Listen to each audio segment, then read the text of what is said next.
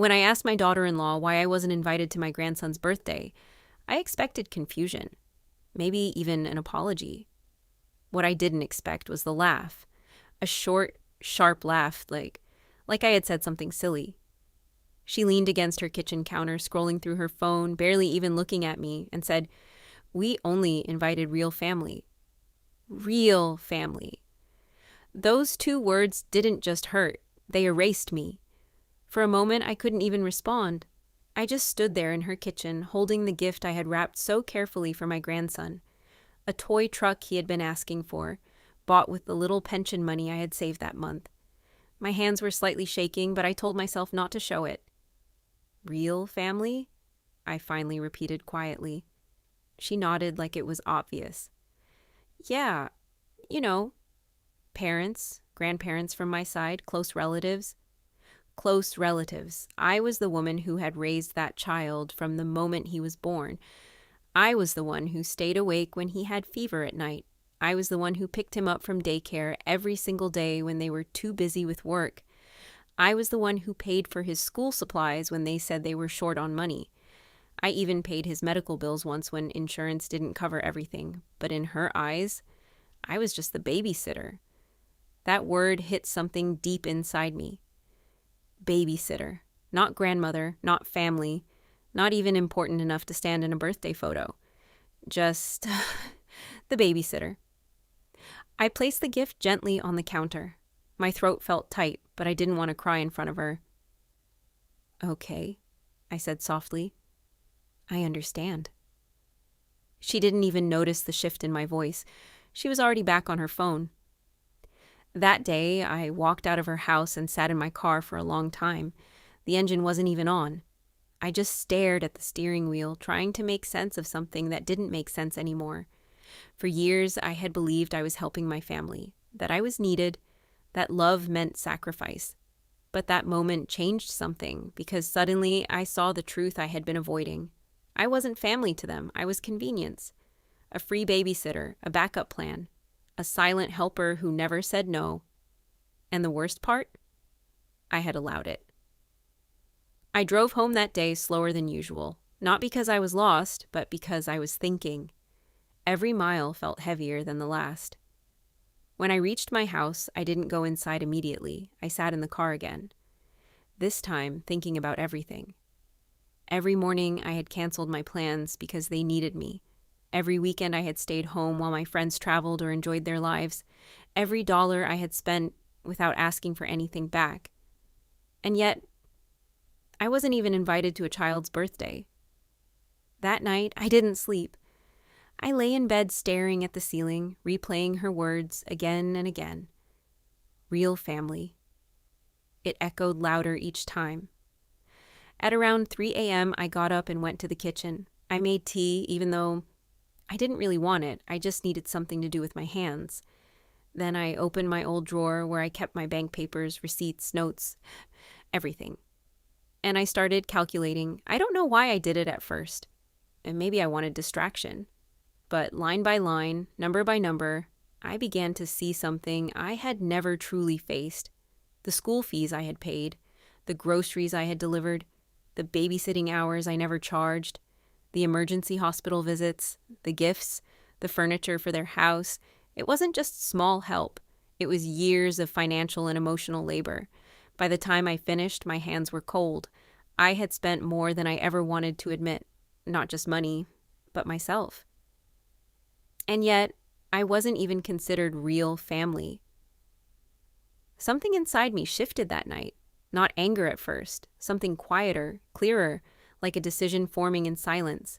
And like a decision forming in silence. The next morning, my phone rang. It was my daughter-in-law. Her tone was completely different now. Sweet, light, almost cheerful. "Hey, can you come over today? We need help with the birthday setup. You know how much my son listens to you." I stayed silent for a moment. That same house, that same woman, the same child I had been rejected from celebrating. And now, I was suddenly needed again. "I'm a little busy," I said calmly. There was a pause. "Busy? It's just setting up balloons and snacks. You're always free." Always free, that word again. free, like my time had no value unless they needed it. "I'll let you know," I said, and ended the call. Not rudely, just, finished. That was the first time I didn't immediately say yes, and it felt strange, almost unfamiliar. Over the next few days, I started noticing how often they called me only when they needed something, not to check on me and not to ask how I was, only requests. Pick up the child, drop him off, stay late, cover this, help with that. And every time I started answering a little slower, thinking a little longer, until one day I simply didn't go. It was a Saturday. They had asked me to babysit JUST for a few hours. I looked at the message, and I didn't reply. My phone rang 5 minutes later, then again. I watched it ring, and I didn't move. For the first time in years, I chose silence over obligation.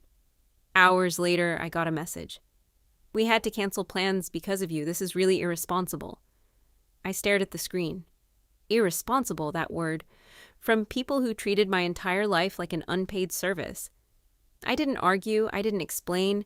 I just placed the phone face down and made dinner for myself. Only myself.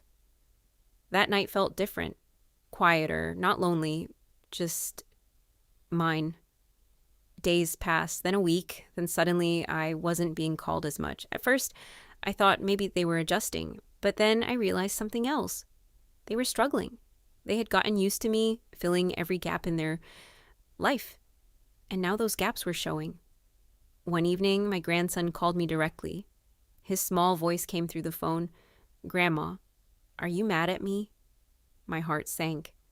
"No," I said softly. "I could never be mad at you."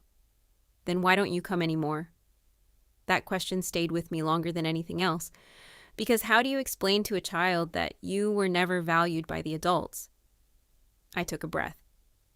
"Sometimes," I said carefully, "grown-ups need to rest too."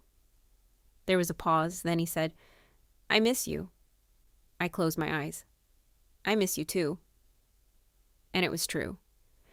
But missing someone and allowing yourself to be used are two different things. A few days later, they showed up at my door. Both of them, smiling too quickly, acting too normal. "We just wanted to talk," my daughter-in-law said. My son avoided my eyes. "We've been thinking, maybe things got misunderstood." Misunderstood. Of course. Always easier to rewrite reality than admit truth. "We really need your help again," she continued. "Things have been chaotic without you." Without you, there it was. The real sentence. Not apology, not regret. Need.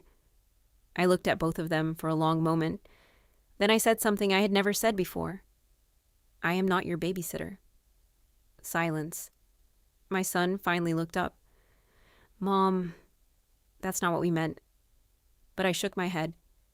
"It's exactly what you meant, because that's what I was to you, nothing more."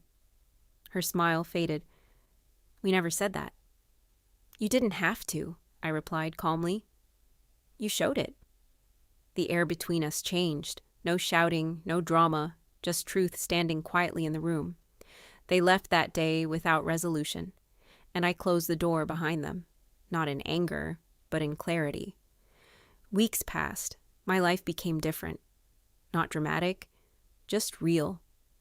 I started meeting friends again. I started going for walks without checking my phone every 5 minutes. I started living days that didn't revolve around someone else's schedule, and slowly, I stopped waiting to be needed. One afternoon, I sat by my window watching the street, and I thought about something simple like love is not supposed to feel like obligation. Family is not supposed to feel like exclusion, and respect is not supposed to be conditional. My phone still rings sometimes, but now I choose when to answer and when I don't, because I finally learned something it took me years to understand. Being needed is not the same as being valued, and I was never just a babysitter. I was a mother, a grandmother, and most importantly, a person who finally chose herself